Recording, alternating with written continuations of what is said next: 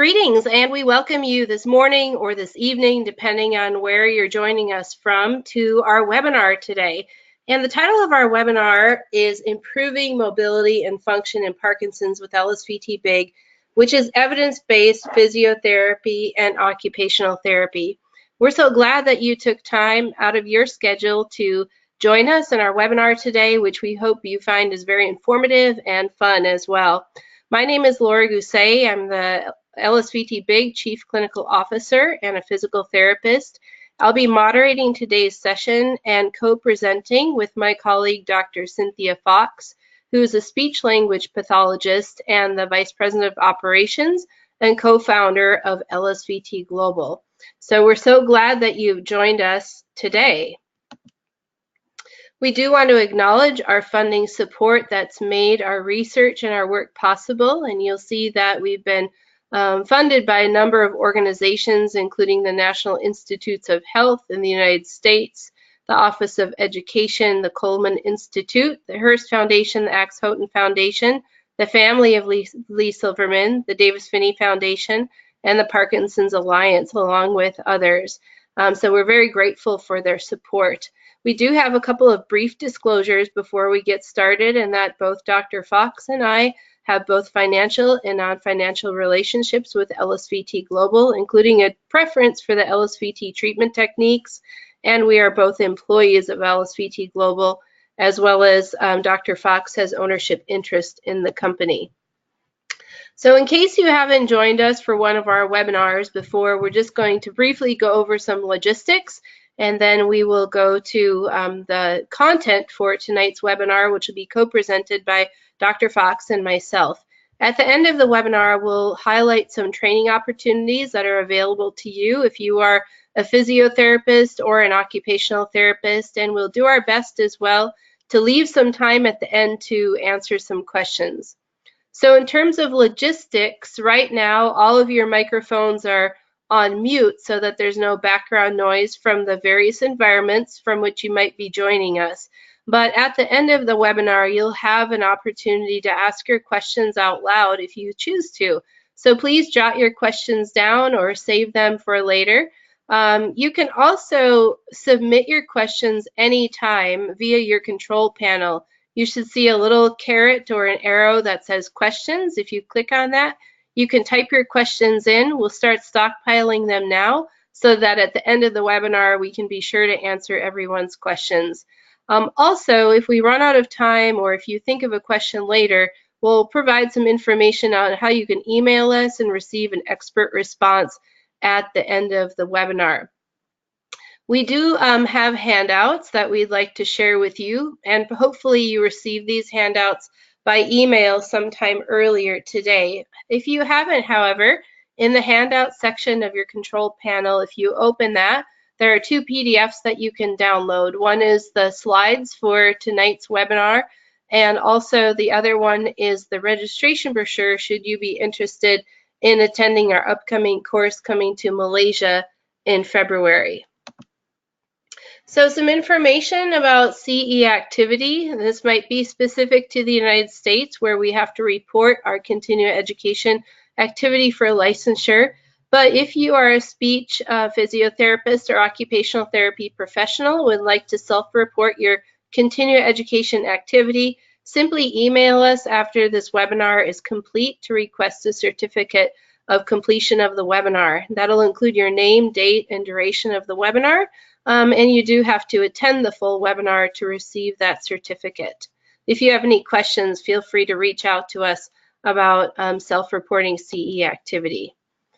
Our bios are listed here briefly. Dr. Fox is a speech-language pathologist and is an international expert on rehabilitation and neuroplasticity, and is one of the key developers of the LSVT LOUD and LSVT BIG treatment protocols, and has been heavily involved with not only the research, but the global implementation of these evidence-based treatment protocols. So glad to have Cynthia Fox with us tonight. Myself, I'm a physical therapist and was a practicing clinician for over 15 years, specializing in treatment of adults with neurological disorders, especially Parkinson's and multiple sclerosis. I was fortunate to become an LSVT BIG certified PT in 2009 and became an instructor in LSVT BIG in 2011. I now serve as the Chief Clinical Officer and help to not only instruct courses, but develop some of the treatment tools, videos, webinars, and curriculum for LSVT Global. The objectives for our presentation tonight are these. We'll start off by just discussing the rationale for targeting amplitude across motor systems in Parkinson's disease. After that, we'll further discuss the mode of treatment delivery via motor learning and neuroplasticity principles, which you might be somewhat familiar with. We'll review the treatment technique of LSVT BIG and also highlight the data that supports LSVT BIG outcomes in people with Parkinson's disease. And like I said, we'll address some frequently asked questions and next steps for LSVT BIG certification at the very end, and finally followed up by your questions asked live tonight. So with that, I'm going to turn it over to Dr. Cynthia Fox. Excellent. Thank you, Laura, and welcome everybody. We'd like to start with a question and find out where you all are joining us from. So in your chat box of the webinar, you should be able to type in, and if you can just type in quickly and tell us a little bit about where you live, that would be exciting to know. While you're typing, I will tell you where I am, which is Tucson, Arizona. And it is evening time here. And Laura is joining you not from Tucson, but from Lexington, actually Danville, Kentucky. So we're representing different areas in the United States and excited to see where you have joined us from. And we picked this time, hopefully, to allow it to be more accessible to those of you who live on the other side of the world from us and are joining us on Tuesday morning. Right, and it looks like we have some people from Townsville, Australia, Sydney, Christchurch, New Zealand, New Jersey. That's great. Thank you for joining us from New Jersey. Mackay, Queensland, Australia. That's wonderful to see people from all over the place. Excellent. And, yes, and our friend from New Zealand said it's a beautiful early summer's day at 2 p.m. in the afternoon. That sounds lovely. Very lovely. Excellent. Very nice. Very nice. Well, welcome again. Welcome again. So let's go ahead and get started then and dig into the meat of what we want to share with you here today. Next slide. As we know, Parkinson's disease is becoming potentially a global pandemic. And this was a recent article by Dorsey and Bloom looking at the current state of where we are, to where up to 8 million people worldwide today are living with Parkinson's disease. But the thing to keep in mind that we'll see in our next slide is that that prevalence is expected to double by the year 2040. And so when we think about already today, many of us have challenges with meeting the demands and needs of our current Parkinson population. Where are we going in the next 20, 30 years, and are we ready? And so next slide.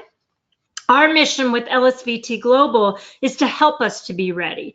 Help us to be ready to empower people with Parkinson's to restore and maintain their highest level of functional communication, mobility, and independence with activities of daily living through scientifically supportive rehabilitation programs.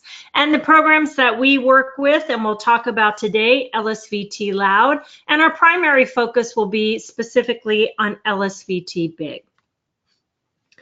So our work, again, as Laura introduced when she talked about our funding, is based on over 25 years of funding from the National Institutes of Health here in the US, as well as many other funding organizations, in addition to extensive clinical experience. So we have both the scientific backing as well as our years of our internal team, as well as many of those of you who we've certified over the years. So LSVT LOUD, so LSVT stands for Lee Silverman Voice Treatment. It's where the work began. Typically today, we just use the acronym LSVT. LOUD designates the speech therapy. This is delivered by LSVT LOUD certified speech language pathologist. LSVT BIG is an iteration of LSVT LOUD that was developed into a physio or occupational therapy. And this is delivered by LSVT BIG, certified physiotherapist or occupational therapist. So now we'll open up a polling question where you'll have the opportunity to actually answer the poll. And what we want to know now is not only where are you, but who are you? So are you speech therapist, physio or occupational therapist, other medical professionals, a person or family member with Parkinson's, or other? And now the poll is open, so you can select and vote. And we'll give you just a moment to do that. And then Laura can share with us our results.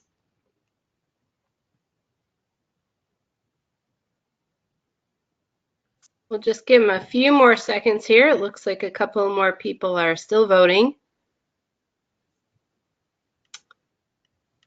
Okay. And you can see in the results that approximately 64% of you are physiotherapists or occupational therapists, and 27% of you are speech therapists, and 9% of you are persons with Parkinson's disease. So that's very helpful for us, and thank you for sharing that information. Great. Okay, what we'd like to do now is introduce to you through video examples what happens with these treatments. We'll start with the video example of a woman who is 59 years old. At the time she was treated, she was 2.5 years post-diagnosis. She's on her medicine before in the pre-video and in the post-video, and there were no medication adjustments during the 1 month of intensive physical exercise of the speech mechanism, or LSVT LOUD. Please note that the videos through the webinar mechanism are dependent upon internet speed, and oftentimes the visual may lag behind the audio. So just know that in terms of quality.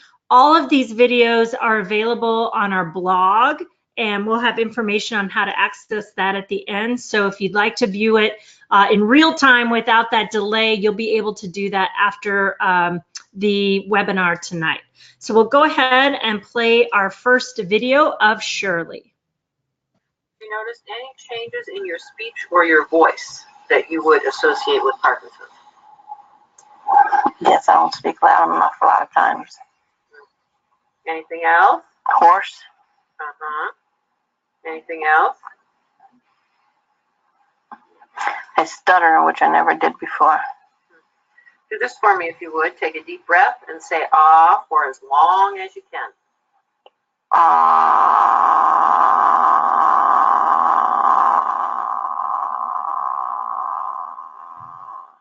Good for you. Okay. Would you say Parkinson's disease has caused you to talk less? Yes. Because? Because I stutter and then I can't be heard. If there's noise in the house, like when the kids come over, nobody pays attention to me because they can't hear me. Until I get mad and then yell.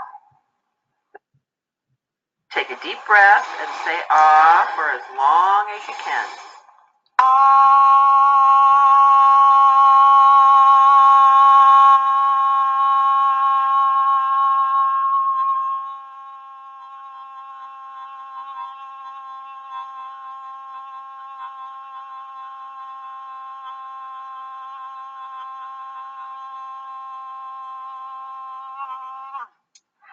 Have you noticed changes in your speech or your voice as a result of the speech therapy? Oh, yes. What have you noticed? I talk louder. I think louder. I'm going to sing with the Sons of the Pioneers one of these days with my voice. Good for you. That's excellent. Has anyone commented that it's easier to understand you now? Oh, yes. I set some of our friends back when we went to their house and I talked louder. Lou says, "What the hell happened to you?" My daughter said, "Oh, Ma, that's you?" What do you do when you want to be as easy to understand as possible? Think loud. Excellent. So I'm sure you could appreciate many of the changes that occurred in Shirley from before to after treatment. Now, in that long ah, you may have heard it get softer. That was actually the video software dampening itself. Her voice stayed nice and loud through that entire long ah.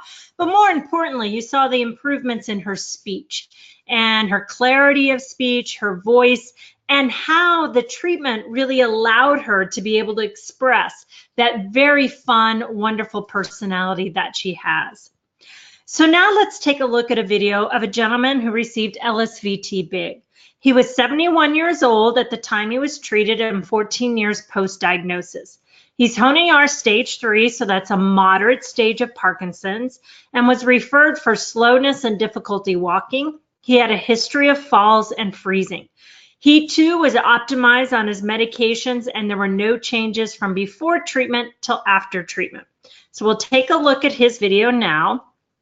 There's no audio in this video, so I'll just explain a few things as we watch it.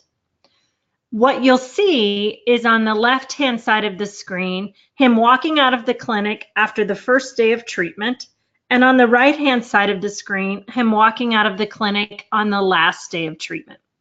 And even though there's a little bit of time lag, you can see on the left-hand side, he's using a cane. He doesn't have a big arm swing. He gets just a little bit frozen at that doorway, small steps, and a little bit of hesitation. In contrast, on the right side of the screen, you can see that he's walking much better. Still may not be perfect, but he's got bigger steps. He's maintaining those bigger steps. He's got a better arm swing. He's standing a little more upright. And he actually decided to stop using his cane, did not feel he needed it anymore. So these are classic examples of the types of changes we can see in one movement parameter, which is gait following LSVT BIG.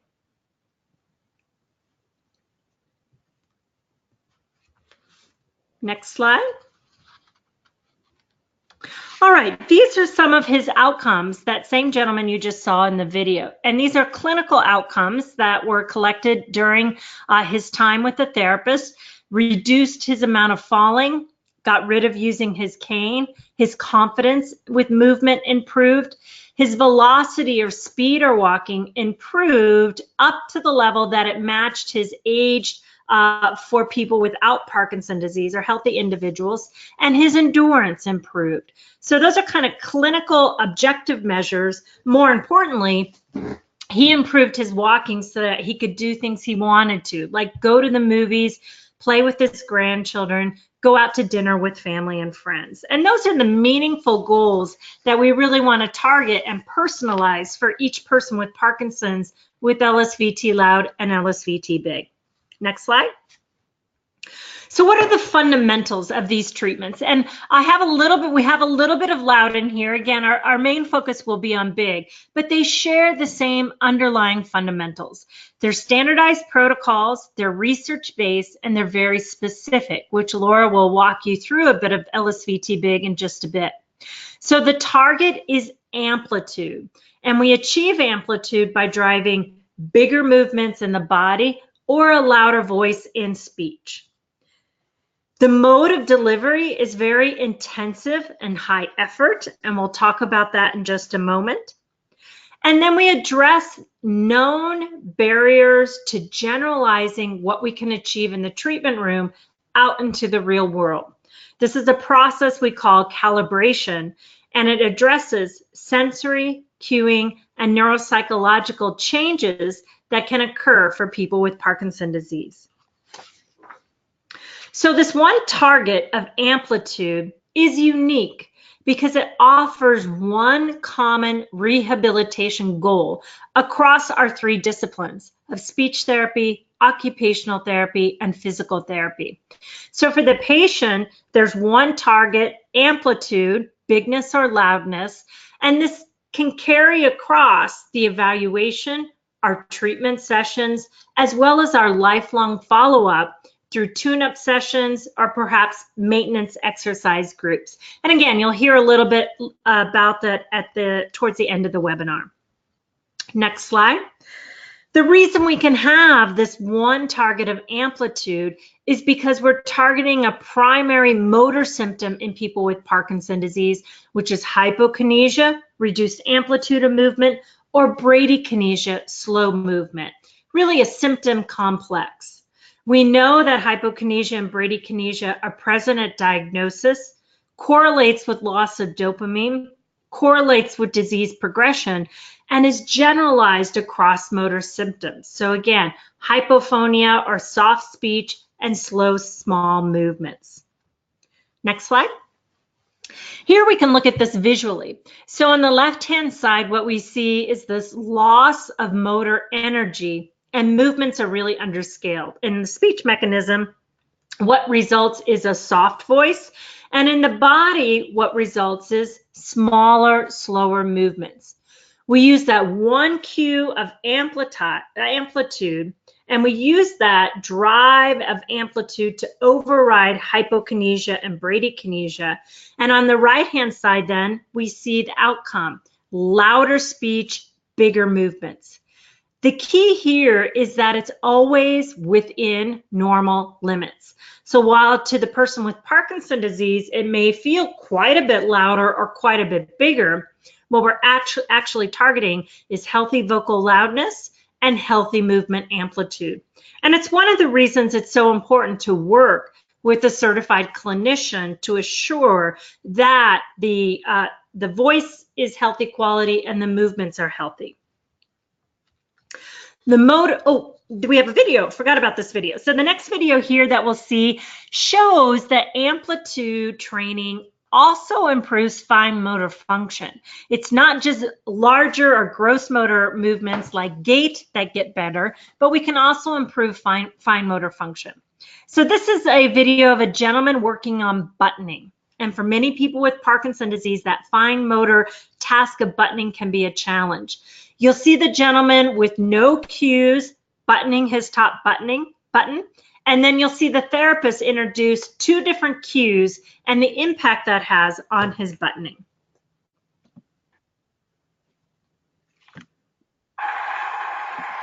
Good, and I want you to just kind of notice as you're watching Bob do his buttons, it's a very slow, small kind of movement that he's using to try and get those buttons through the buttonhole.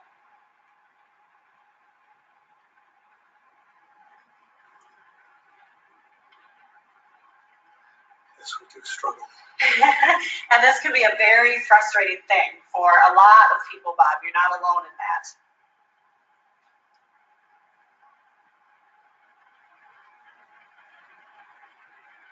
Does the top button tend to be one of the hardest ones for you? Yes. Okay, good, you got it though. All right. Let's do it. Ready? 1, 2, 3, go again.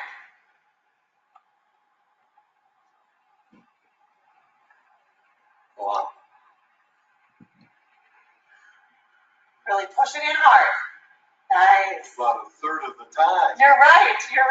Good job. Now go back in and close it like you're angry with it. Really push it in strong. Nice. How fast was that? Even quicker. Even quicker. You're right. I haven't done a button that quick, and I don't know how long. Good. Okay, so you can see there the impact that focusing on amplitude or bigger movements had on buttoning. Now, this was just stimulability, so trying out these techniques, but in treatment, we would have found the technique that worked best and trained it intensively. But what's amazing is really even within that few minutes of practice, he went from 38 seconds to 10 seconds to 5 seconds. And that really gives back the gift of time and efficiency for patients with Parkinson's disease. So as I mentioned, whatever strategy they would have found most effective, they would have trained intensively and with high effort. And that's true for the whole protocol of LSVT BIG as well as LSVT LOUD. We achieve intensity in two ways. One is across sessions, so dosage. The minimum dosage is 4 consecutive days a week for 4 consecutive weeks, 60-minute individual treatment sessions, daily homework practice, all 30 days of the month, daily carryover exercises, all 30 days of the month, and we're really developing this lifelong habit of continuous practice. We also drive intensity within the treatment session, and this is really through driving effort, and we can do that by driving bigger amplitude, again, as long as it's within normal limits, our number of repetitions of tasks, we can add force, resistance, and our accuracy requirements can be increased so that we ensure patients are working to their maximum potential every session that we have. We know that this mode of delivery incorporates multiple principles that drive neuroplasticity and motor learning. And I won't go into these in great detail here. We have additional webinars available on demand that talk about this topic specifically. But in general, things like intensity is important to drive neuroplasticity. And again, neuroplasticity being changes in the brain that we believe underlie long-lasting treatment effects. More complex movements matter. Our environmental enrichment, having sufficient repetitions are required to induce plasticity. Salience matters, and this is where, even within the framework of a standardized protocol, we personalize some of the tasks so that they're meaningful to each individual in therapy. And that's the concept of salience. We know it also activates basal ganglia circuitry, and specificity matters. So train what you want to get better, and our deficit we're targeting is hypokinesia, and we're using amplitude to override that. Our goal with calibration, and I introduced that concept to you, is to address this mismatch between the internal perception in a person with Parkinson's disease of how their voice, vocal loudness, movement, bigness of movements feel to them and how other people perceive it. And so a classic example in speech is somebody may say, I think my voice is fine, my spouse needs a hearing aid. So their perception is normal, whereas the person who does not have Parkinson's has difficulty perceiving it. And when we get somebody talking louder, or in the case of LSVT BIG, moving bigger, that the person without Parkinson perceives as normal movement, the individual with Parkinson's often feels it's too big. And they may say, I can't walk like this. People will think I'm crazy. So how do we achieve calibration then? Part of it is we're addressing some key non-motor symptoms. And this slide has a whole range of non-motor symptoms. Again, won't go into those in detail. We have a whole webinar on those if you're interested. But 3 that I'll highlight are loss of higher cognitive function, sensory changes, and emotional changes. Next slide. And so in a bit more detail, the sensory disorder that people with Parkinson's disease have, as I mentioned, they have softer voices, smaller, slower movements, but they don't always recognize how soft, small, slow they become. And so it's difficult for them to easily take these improved movements outside of the treatment room into the real world. They have problems with internal cueing. So even though we can stimulate normal bigness, normal amplitude of movement in the treatment room, it doesn't automatically translate to their ability to internally cue that out in the real world. So we have to address that in treatment. And finally, even in early Parkinson's disease, there's subtle neuropsychological changes. There may be slower thinking, slower learning, things like shifting attention or shifting cognitive set. So we need to keep that in mind and develop treatment targets and treatment strategies that accommodate these subtle neuropsychological changes and allow the time and repetition for people with Parkinson's disease to learn. Part of calibration as well is that our feedback is personalized and meaningful and integral to recalibration. So oftentimes when we are practicing the motor exercises, we tie that to function. So that's the same amount of effort you need to use when you lift your legs into the car today when you leave. Be sure to have your 9 effort tonight when you turn over in bed. So with that bit of introduction of key principles, I'll now turn it back over to Laura, who will walk you through more of the specifics of the exercises. All right, thanks so much, Cynthia. And so if you see a snapshot of an LSVT BIG 60-minute treatment session, this is really what it looks like. You'll see on the left-hand side, we have a number of exercises, 7 to be exact, that are called maximal daily exercises. And in addition, on the right-hand side of the screen, you see more functional activities called functional component tasks, hierarchy tasks, which are more complex mobility or ADL related tasks that are personalized to the patient. And they all engage in walking with larger amplitude as well. And lastly, we assign the patient's homework to do every 30 days of the month, and then ongoing homework after they complete the LSVT BIG 1-month treatment protocol. And so if you think of this in a simpler way, in the front half of the session, we're really training or almost forcing amplitude rescaling through core amplitude rescaling exercises. In the second half of the session, we're then working on translation of the amplitude that they learned in those core exercises to functional, salient, and individualized goals for each person. And so here's some snapshots of our model Jenny doing all 7 of the maximal daily exercises. And granted, it's difficult to portray the movement and the complexity of the exercises that you see here in a single photograph. But I think what you can appreciate is that they're in all different planes of movement. So forward, sideways, backwards, rotational. The first 2 exercises, she has to sustain a certain extension in her posture for at least 10 seconds. And those are repeated over and over and over again and trained intensively, like Cynthia said, to rescale the patient's amplitude in all directions, all planes of movement. Now you'll notice that our model Jenny is standing up in 5 of the exercises and might be thinking to yourself, well, many of my patients with Parkinson's really aren't able to safely stand unsupported. And one of the things that you'll learn in the LSVT BIG training workshop is how to make adaptations for people who have mobility challenges, balance challenges, even people that are really spending most of their day in bed or chair. So there's adaptations that are available to a number of individuals with different abilities and also comorbidities as well that might limit their ability to participate in exercises. But the exercises is definitely not where it ends. They're building blocks to improved movement in everyday life.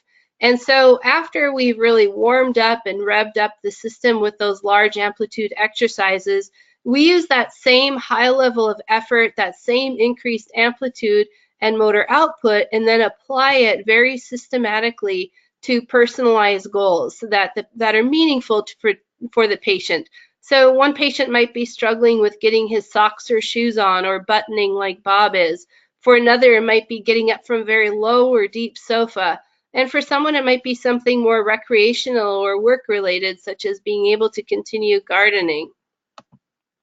So our goal is always generalization to daily functional activities. You'll see Jenny here doing the rocking and reaching exercise, and that's great if your patient becomes an expert at that exercise, but that's not really the end result. The end result is that she'd use those same big strides and big rocking motion and big arm swing as she's walking her dog, because that's something that's very meaningful to her and that she enjoys in life. So it's not assumed that people are going to carry over increased amplitude into daily exercise into function just because they're showing improved amplitude in their exercises. So part of the really integral part of the LSVT protocol is choosing task-specific exercises that are meaningful to the patient and practicing them in a large way, very intentionally and very repetitively with feedback, so that by the time your 4 weeks of LSVT BIG are over, your patient knows exactly how much effort is required to perform those activities in a normal amplitude, in a normal way. So it could be things like getting out of the car, maybe it's cooking or eating, maybe it's someone who's at work and is a restaurant manager. So it's although it's a standardized protocol, it's very much individualized and personalized. So here's a video I'll show you now. It's a pre-post video of a gentleman who really learned himself through that LSVT BIG protocol how to apply those larger amplitude movements to getting in and out of the bed more efficiently, which was quite a struggle for him.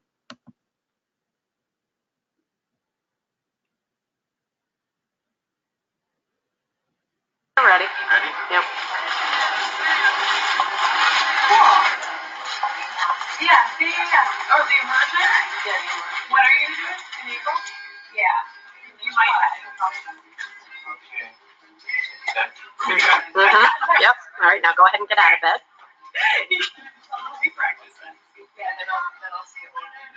So I think you can see how slow and stiff he is when he moves.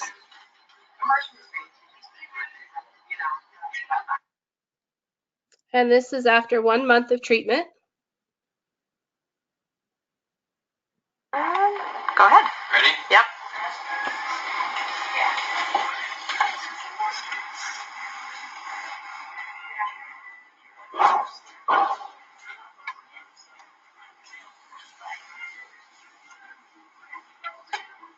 All right.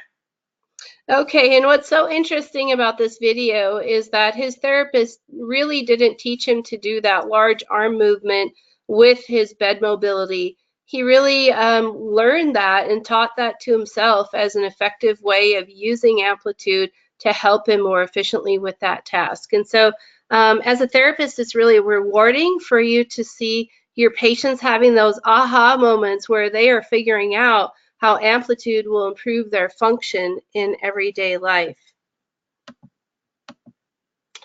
So after treatment, let's talk about what happens. Although patients make remarkable progress in a very short amount of time because of the very intensive nature of this treatment protocol, it's not a cure for Parkinson's, unfortunately, but they can maintain their effects of their exercises for some time if they continue to do their LSVT BIG daily exercises, which take approximately 15 to 20 minutes a day. So we really ingrain it in the minds of our patients that after treatment, take your daily dose of medication and your daily dose of exercise. And that's what's going to give you the best combination for long-term successful management of your symptoms of Parkinson's disease. And we can see that has been happening effectively in patients now that we've been treating of upwards of 10 years with LSVT BIG as clinicians who were trained quite a few years ago.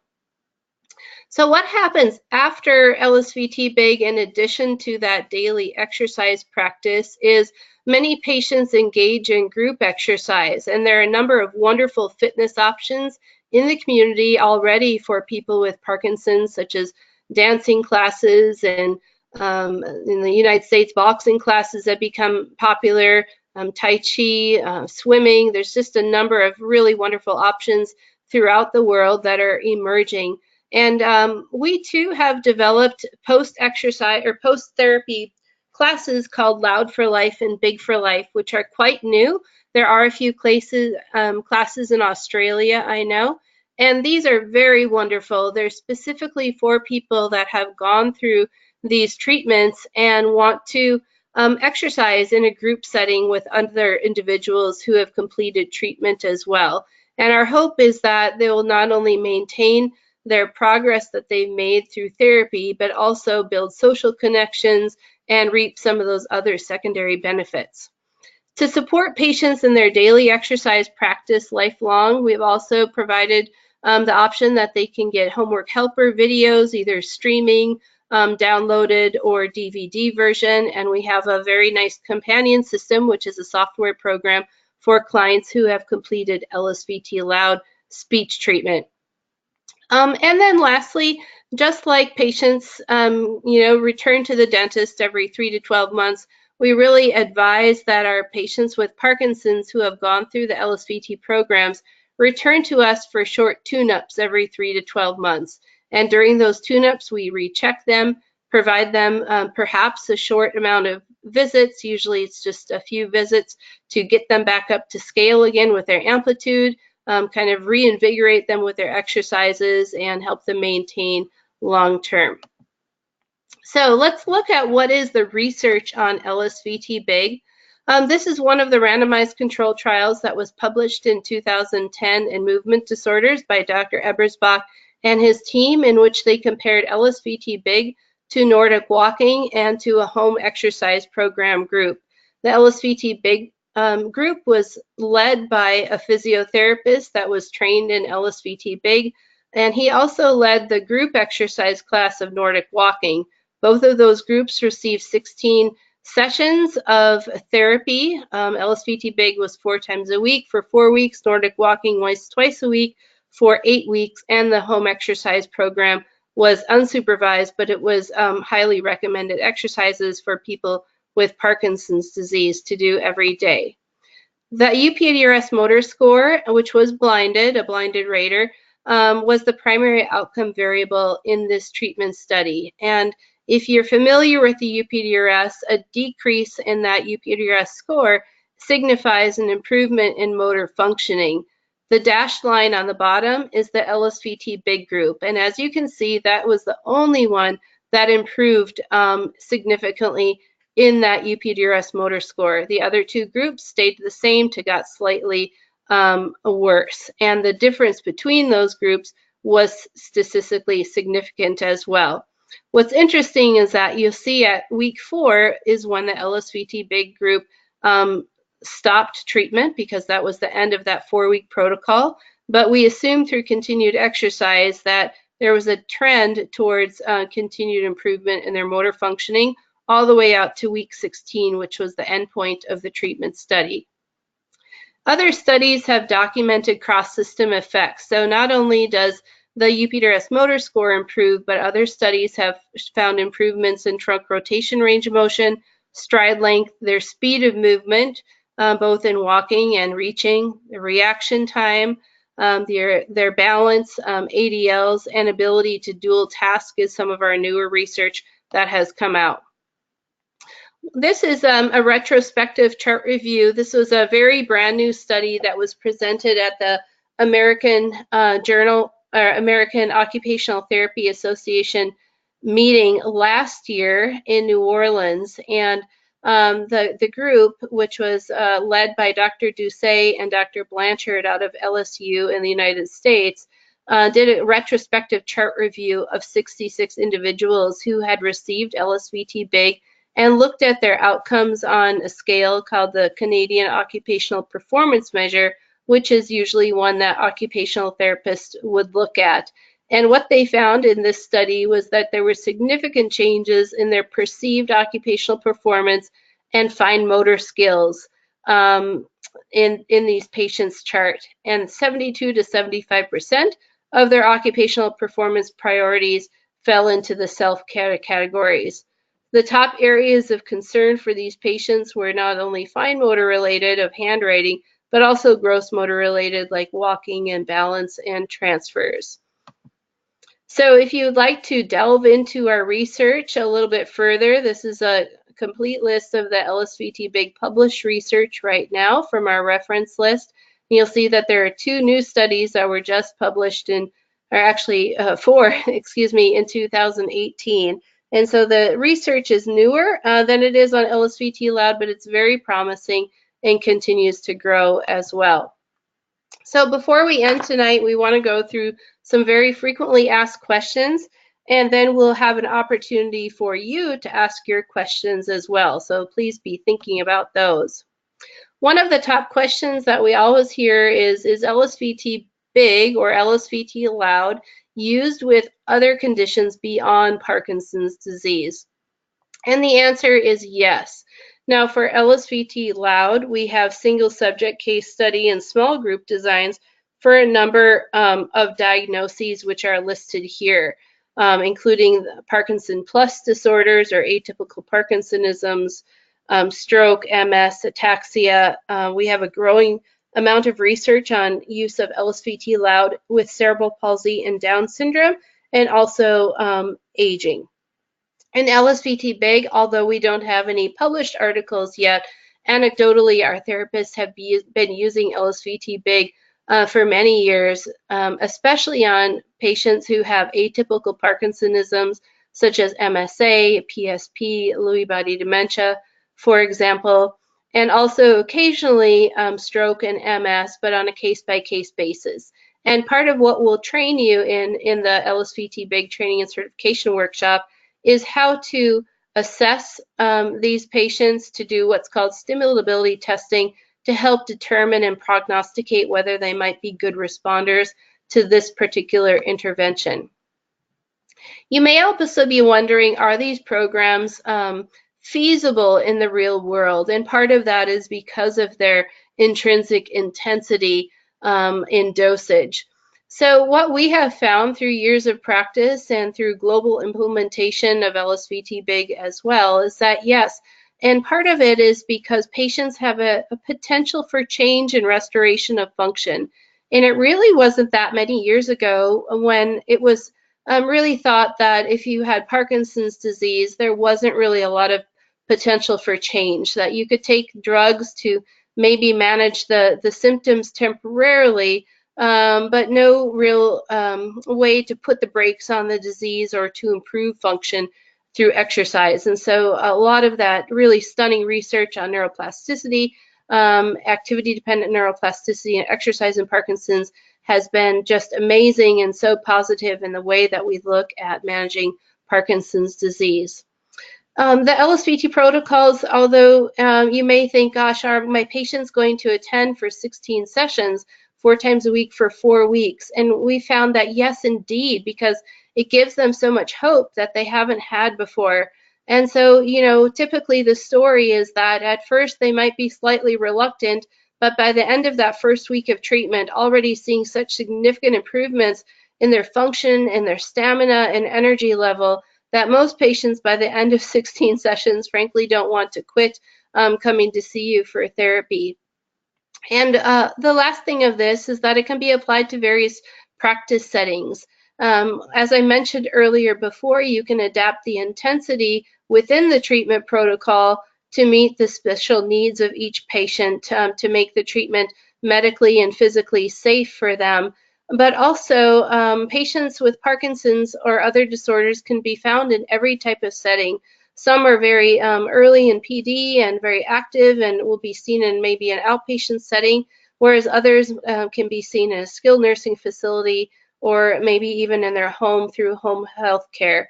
So really it's wherever physical therapists or occupational therapists are working and are certified in LSVT BIG, we hope that they will use that practice setting to reach the patients that they see. So lastly, we want to wrap up with some training opportunities that you might be interested in hearing about or might want to tell your colleagues about. We do have an LSVT BIG training and certification workshop coming to Kuala Lumpur area in Malaysia in late February, so February 22 and 23 of 2019. And that'll be held at the Ramsay Sine Darby Healthcare College there. Who is eligible for registration in that is physiotherapists, occupational therapists, and students that are actively enrolled in those degree programs. It could be from any country. It does not have to be from Malaysia, but if you want to travel from, you know, Australia or New Zealand or New Jersey, you're welcome to come to this course in Malaysia.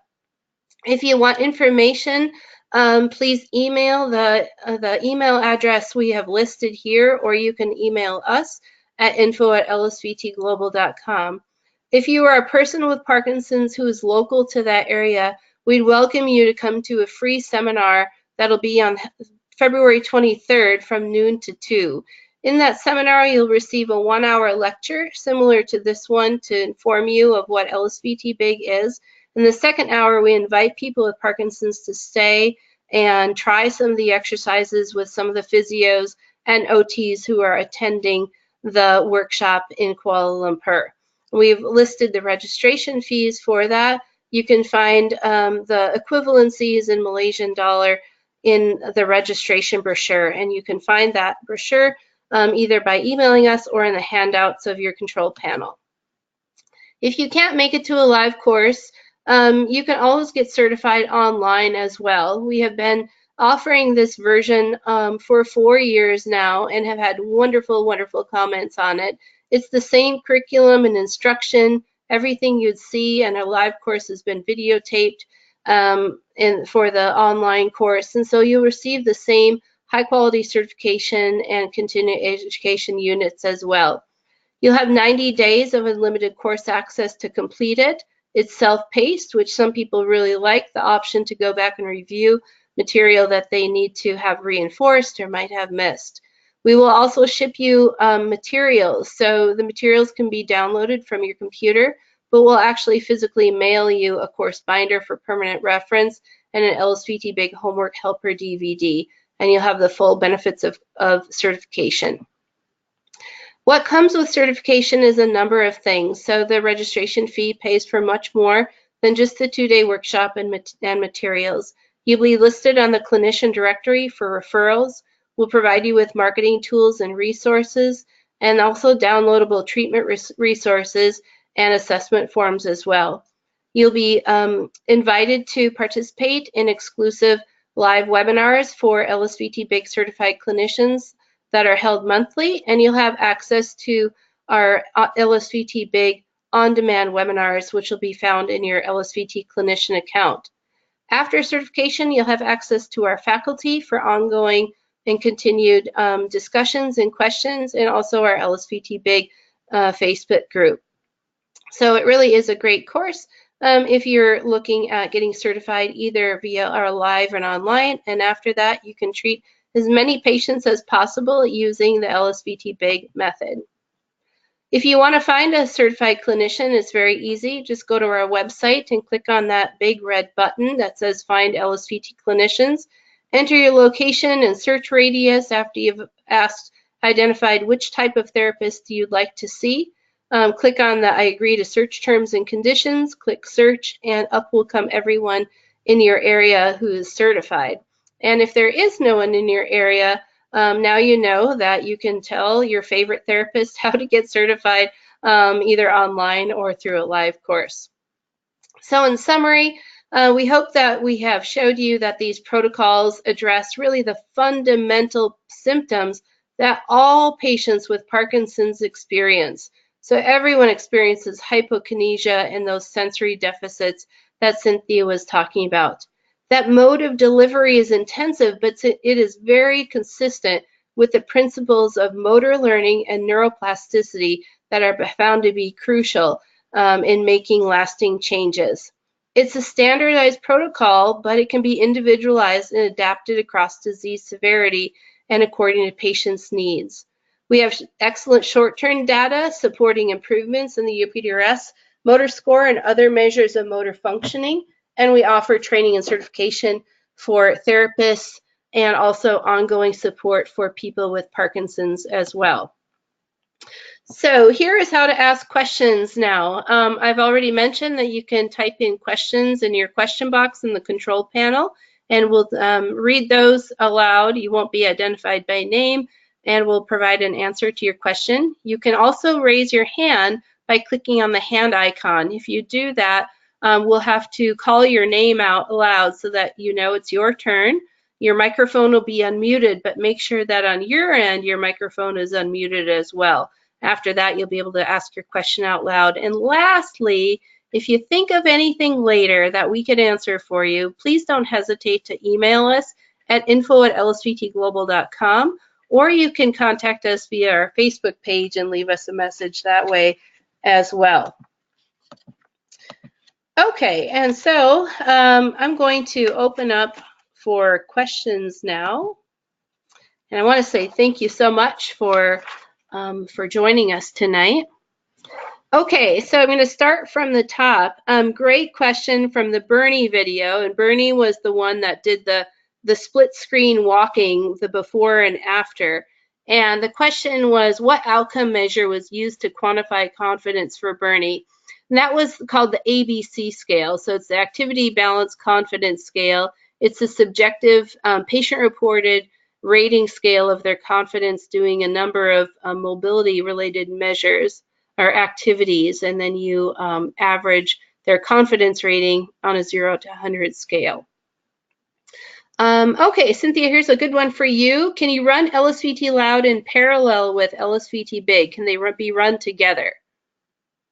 Absolutely. So we have a range of ways that it may work. In some cases, they're not run in the same hour. Let me clarify that. But for some patients, they may have 1 hour of BIG followed by 1 hour of LOUD, or vice versa. In some cases, it may be they choose 1 month of BIG followed by 1 month of LOUD, or vice versa. It all depends a little bit on a number of things: the stamina and severity of Parkinson's that someone may have when they come to see you. Sometimes it's scheduling, and also priorities. So for example, if somebody's really at fall risk and they can only do one treatment or the other at a time, the therapist might choose, and the patient might choose, to do LSVT BIG first. In contrast, somebody still working, they have a very vocally dependent job, they may choose LSVT LOUD first. So we've done it in all different ways, and as part of the training and certification course, we walk through some of those very practical implementation questions such as that, and how we manage that across sessions with LSVT BIG, LSVT LOUD, or having them in combination. Okay, great, thanks. All right, our next question is this. I'm particularly interested in the stimulability testing, as at present I am using repetition of specific simple exercises, that is the sit to stand repetitions in a specific time. And so yes, this is something that if you're not certified yet, that you'll be learning in the LSVT BIG training and certification course. And really what stimulability testing means is that we're stimulating or driving the patient to move bigger. And we're seeing if they respond to those cues, if they respond to that drive to move bigger. And after we've looked at their movement, after we've driven them, does that bigger movement equate to better quality movement? So we might be stimulating them to walk bigger, get out of a chair with a bigger movement, roll over bigger, really anything, just to see, can they respond to that cue for amplitude? And if they can, oftentimes they're very, very good candidates and responders to LSVT BIG. But more to come on that. If you get certified in the workshop, we'll show you some great videos on that. Okay, here's another question. Thank you for your answer. Do you ever perform LSVT BIG in a hydrotherapy setting at all? And if so, do you believe it to be as effective as a land-based equivalent? Really interesting question, and definitely one that a few people have asked in the past. And we know that hydrotherapy exercise is very good for a number of reasons that I won't reiterate here. But what's particular about LSVT BIG in treating Parkinson's is a sensory deficit. And so we really drive in this concept of, how does that feel to move bigger? How does that feel to move your arms bigger, or, you know, take bigger steps? And that feeling when you're working against gravity on land without the resistance of water is very different. And so it's harder to translate or generalize, I think, to function in terms of the kinesthetic awareness piece if you're working in water. And so therefore, we feel that the initial 4 weeks needs to be land-based. But if they want to continue large amplitude exercises after discharge in the water, that might be a really viable means of exercise if that is something that they enjoy and has other benefits for them as well. Okay, and right now I think that is all of the questions. I'm just going to scroll through one more time. Yes, I believe that's okay. One more thing that came in here.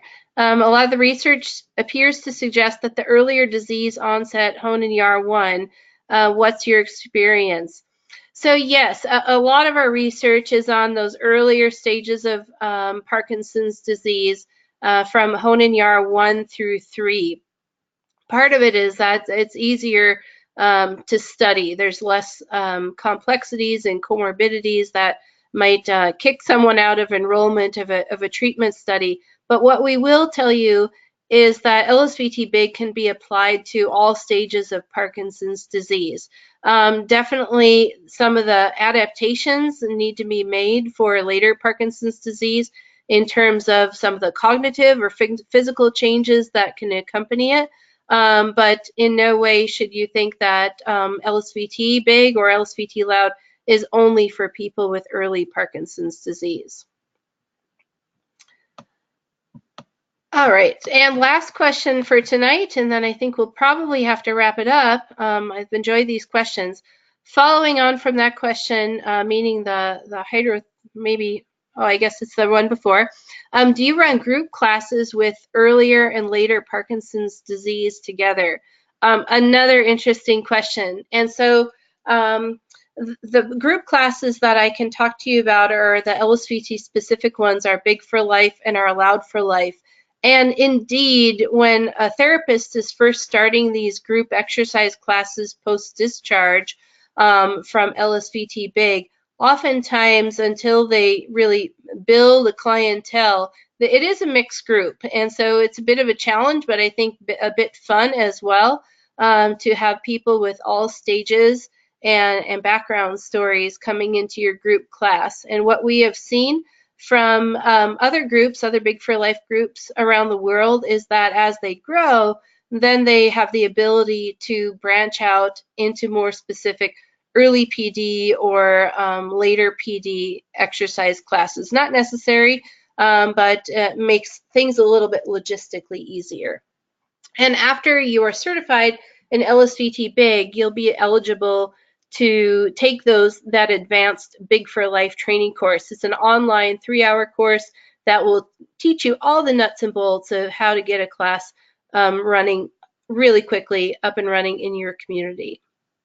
Okay, so with that, we just want to thank you once again for joining us with our webinar today, and we hope that you've enjoyed it as well. This webinar has been recorded, so if you'd like to view it again or share it with a friend, it'll be available on our blog in about 48 hours. Again, if you think of any questions, our email address is here, or please visit our website. And if you have time to take the survey, that'll be sent to you after this webinar. We always appreciate your feedback, and thank you so much. Good night. Thank you. Good night.